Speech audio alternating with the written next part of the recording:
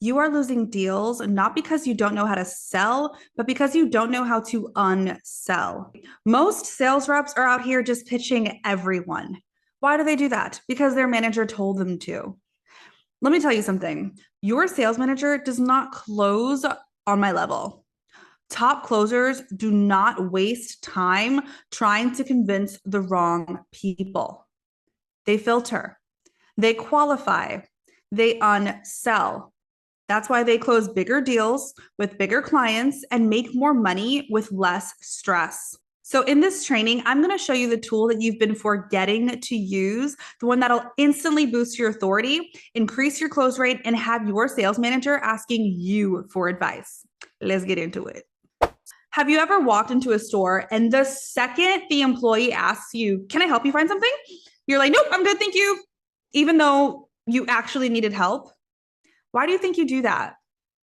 Because as humans, we resist pressure. The moment we feel like someone is trying to persuade us, we just shut down and our wall goes right up. Here's where it gets really interesting though. The second you take something away, people suddenly want it more. When someone senses that an opportunity might be slipping away, their brain goes into overdrive to justify why they should have it. And this is why unselling is one of the most powerful tools that you can leverage. When you stop trying to convince the wrong people and instead just show them why they might not be a fit, something shifts. So they lean in and they start to sell you on why they actually should be in. That's exactly what I want to show you how to do today, okay? How to strategically unsell, when to do it, and how to do it. Because, like anything, there's a right time and a wrong time, okay? I don't want you getting too unsell happy and unselling everyone, okay? We don't want you doing too much. So let's get into that. All right. So, when do you unsell? The first reason or situation where you would definitely want to unsell is if someone mentions that they're already in another program. Because if they're just looking for something else, maybe they're just curious, or maybe they're just looking to see if they made the right buying choice by looking at the competitors. In this case, what you want to do before you unsell is find out if they're missing something from the other program. Because it's not always the case that if someone's already in a program that they're just being nosy. It could be a case that they are genuinely missing something. Maybe they're not getting enough one-on-ones. Maybe they're not getting enough support with the tech side of things, depending on what you sell. So there might be a reason why they're looking for something else. And in that case, of course, you don't want to unsell them if you can help them fill in the gap that they're missing. So that's something to be conscious of. No urgency. Now, I say like for real, because what I mean is there's plenty of cases, I think most cases, where you might feel like, oh, this prospect doesn't have any urgency. And then you do some more digging, you ask better questions, and you find out there's this massive pain point that they've been, hiding under. In those cases, you can absolutely discover the urgency. Now, there are cases, I'll give you an example, where the prospect genuinely has no urgency. For example, I spoke to someone last year who I was selling a mentorship on how to start your own coaching program. And she had the idea, she's really into spiritual healing. And for her, it was still just an idea that she's mulling over. And she had absolutely no urgency to actually start this business. And I looped and looped like 3 times to really get clarity on what's really going on for her. And if like her timeline, it just didn't make any sense. Like she was happy selling DoorDash. She was very young. And I think the situation was that she just hadn't put enough thought, or she hadn't actually committed yet to doing it. And she was just jumping on calls because the ad was really compelling. So the offer I was selling, the ad was really good. And so people jumped on just out of curiosity. So in that case, you definitely don't want to sell the person. So I let her know, hey, I don't think this is the right time for us to like really dive into the nitty gritty of this, because it sounds like you're just kind of exploring the idea. And she was just like, yeah. And I'm like, all right, fantastic. So I saved myself a ton of time, because we were on the call for, it was little, I think it was like 16 minutes or something, but better than spending a whole hour, right? And then getting, oh, that's thanks for the information. And then they don't buy. So it's really important that we assess, is this a real case of no urgency or a case where they're just kind of holding, or a case where they're just kind of holding their cards close to their chest. Okay. So no urgency for real. So definitely get ultimate clarity on this. All right, no commitment. So you definitely do not want to sell someone who has absolutely just no commitment, or their mindset is just not in the right place. Now, this doesn't mean that this is someone that you let them go. I want you to understand that when you're unselling, it's not a case of, well, bye, I'm not actually going to pitch you. No, it's a case of getting clarity. And if you genuinely feel like it's not for them, let them know and see what happens. So if they have no commitment, what I mean is there's people who might come onto your call where they're in a place where their mindset is just in the bin. They're not at a good place. Maybe they have this belief that I'm never successful at things, or they always give up, or everything's so hard and it's not going to work for me. It's not possible for me, all of that kind of stuff. Now, with this, just like with the no urgency, you want to have a conversation to see if you can kind of get clarity, if it's something where you can just shift their mindset, help them to have a belief. Just because someone comes on the call without the belief doesn't mean that they have to leave without the belief. Okay. So our job is to really assess, like, are you someone who's going to come in here and be successful? Because if not, I don't think this is for you. And you can straight up tell them, we want to bring people in who we feel confident will follow through and be successful. And I'll even add, because I want to brag about you in the next few months. I want to brag about you to other people who are considering coming in and show them, like, wow, look, Betty was able to overcome, this belief that she thought she wasn't even able to make this much money in her area. She thought in Nebraska, therapists don't make this much money. And when she surrendered to the process, she was able to see, wow, I can actually attract those clients even in the middle of nowhere in Nebraska. So that's an example if you're selling like business coaching for therapists, right? Because I know that that's a niche where they don't have a lot of belief around actually being able to charge more money. So this is why you want to say this, so that way they know you're being fully transparent. Hey, I want to bring people in who are going to crush it. And that creates a little bit of FOMO. And I'm like, wait a minute, I want to crush it.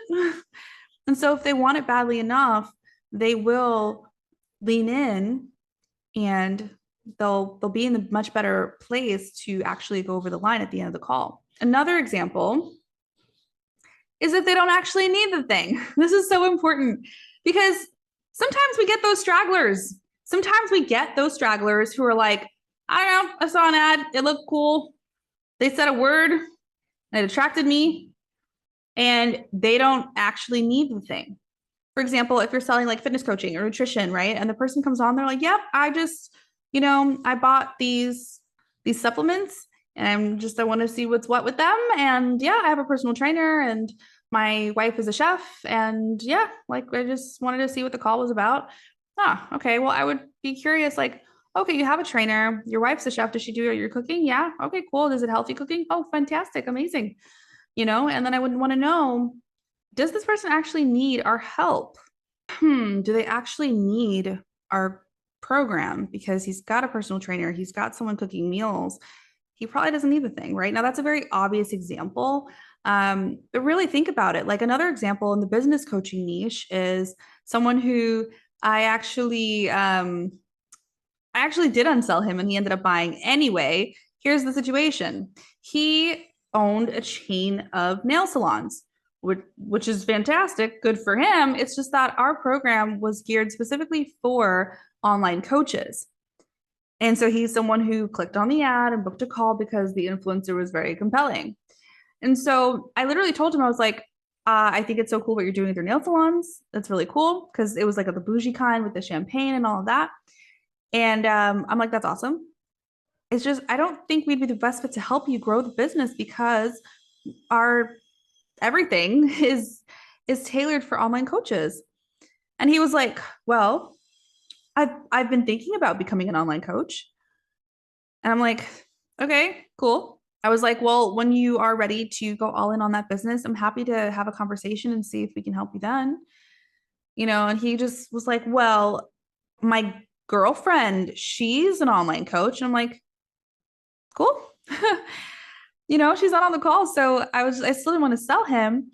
And then he ended up calling his girlfriend and ended up closing and paying in full 9K because she was very interested in the program. So this is a classic example of I made it very clear, hey, we're not for you. It's just not a fit, honestly. And his brain went into overdrive to find out how can I be a fit? Because this is so cool and I want it. And the only reason it's so extra cool is because I told him he can't have it.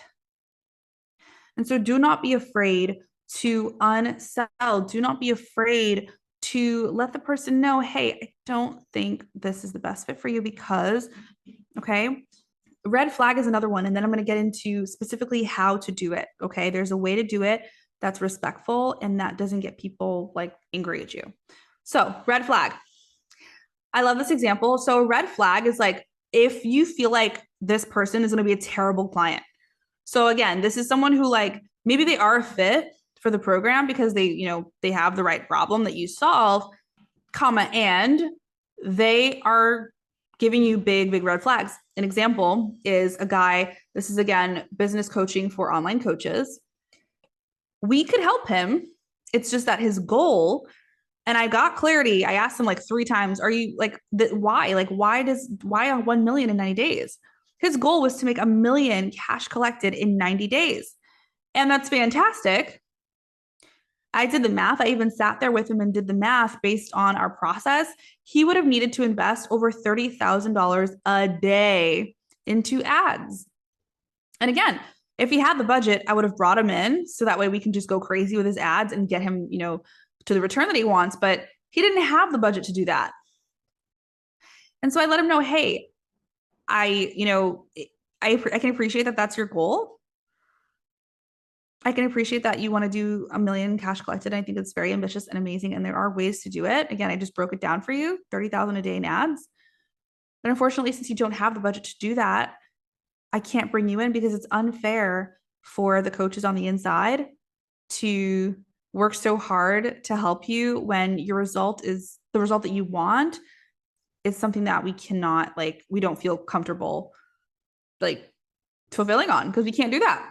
It's just not doable with your budget, right? So yeah, I didn't close them. I unsold them actually. As you can see, some cases you will unsell and they will leave, and that is perfectly fine. And in other cases, you will unsell and they will lean forward and they will buy.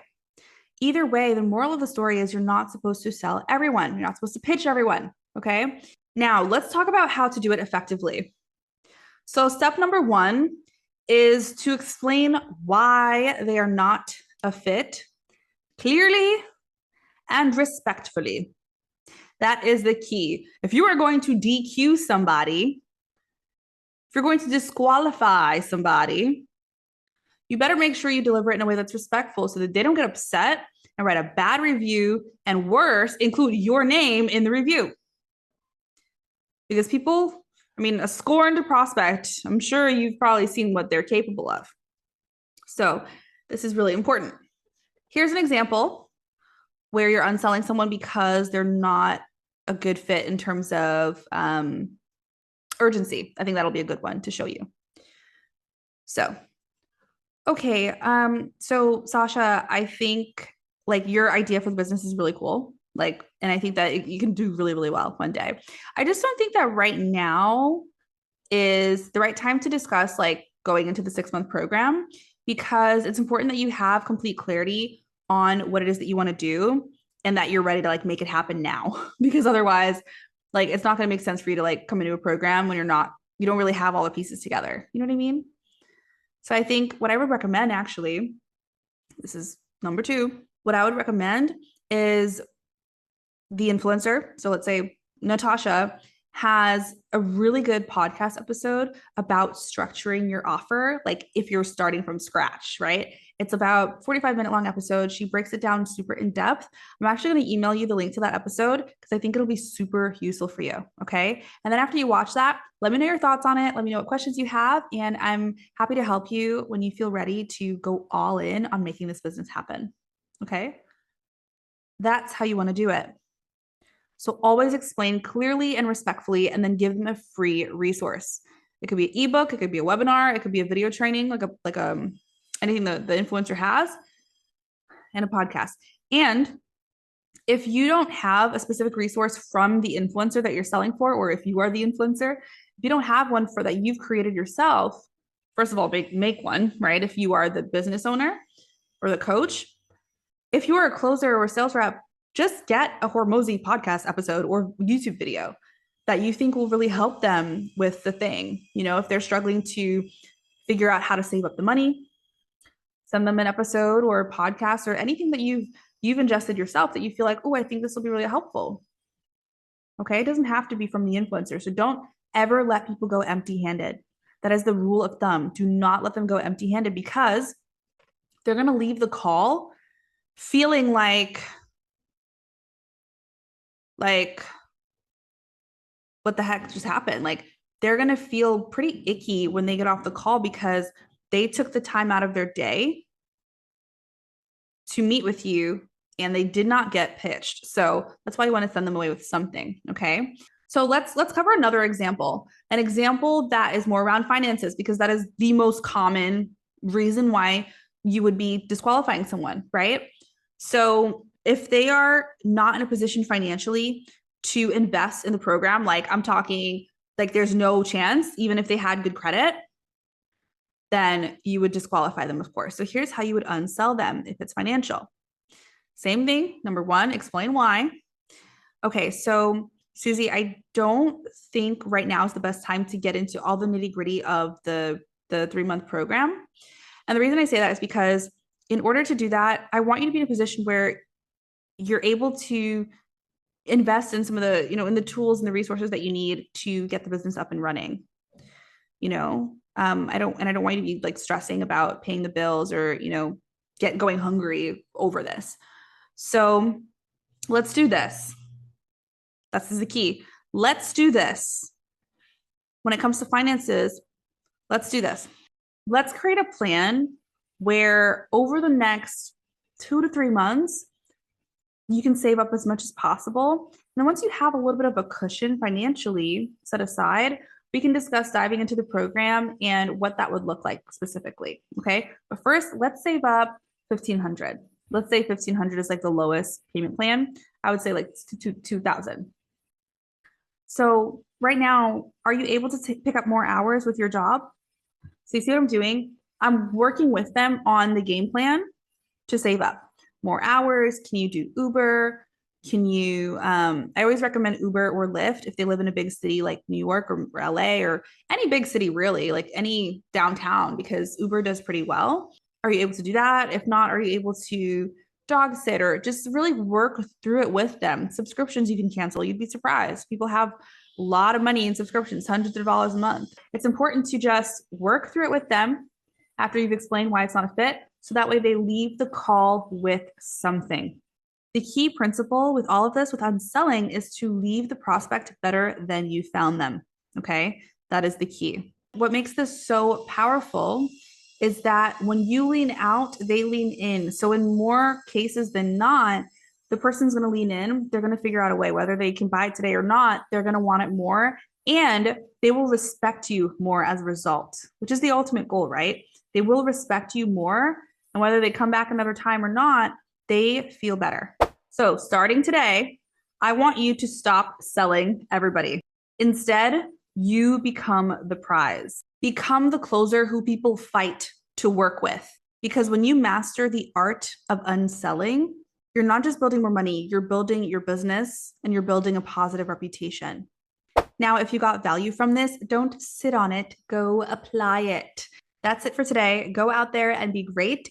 As always, put your golden nuggets in the chat. I want to see your insights. I want to see what you got from it. And I want to make sure that this is all clicking, okay? If you have questions, I highly recommend that you DM me on Facebook.